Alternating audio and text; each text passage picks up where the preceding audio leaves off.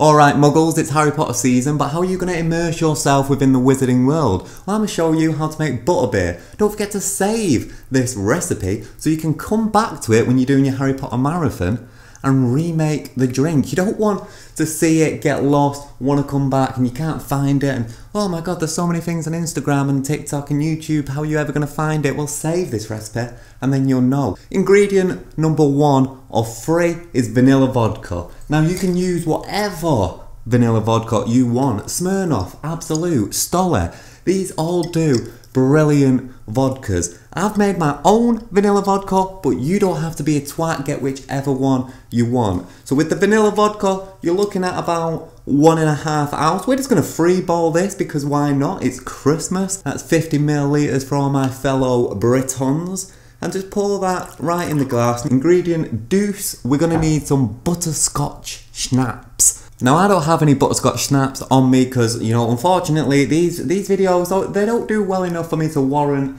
going out and spending the money on butterscotch schnapps. But I do have a salted caramel schnapps and, you know, it works just as good, but just for reference, you want butterscotch schnapps. And this is by Flavar, and who knows, maybe Flavar will see this video and they'll be like, oh well, you know, Cameron wants butterscotch schnapps, Cameron's going to get butterscotch schnapps, and they'll release a butterscotch schnapps sometime in the future.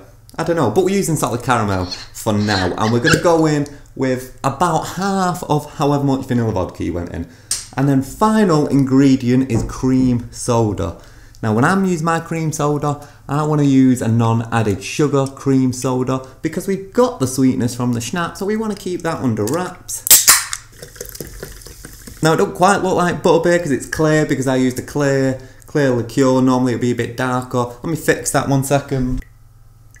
So I just put a bit of Disaronno in just to show you the colour, but you won't have to do that. If you get the butterscotch schnapps, it should already have that colour to it. And there we go. Now to garnish this, we're going to grab ourselves some squirty cream. And you just want a little thin layer on top. Like that, and you're pretty much done. But this is social media, so we've got to go a little bit more crazy with it. If you really want to go the extra mile, not needed, but you can get yourself some butterscotch. And then you just put that on the top like that. And there you go, there's your butterbeer. Now to make the non-alcoholic version of this, you're going to do much the same. But instead of butterscotch schnapps, you're going to use a butter essence. And instead of vanilla vodka, you're going to use a vanilla essence. Alright, little extract. Vanilla extract, butter extract. Just 1 or 2 dashes, boom, boom, boom. Cream soda. Have a taste. Does it need more vanilla? Bit more vanilla. And there you have it, there is your butterbeer. Now I'm actually going to do 2 of these videos, so if I can just have the attention of the class for a minute, the other video I'm going to do is going to be the way where it's like 10-15 seconds, no talking, just showing me pouring the ingredients recipe on the screen, whereas this one is a little bit longer, it's more casual, it's more informal, it's more me explaining.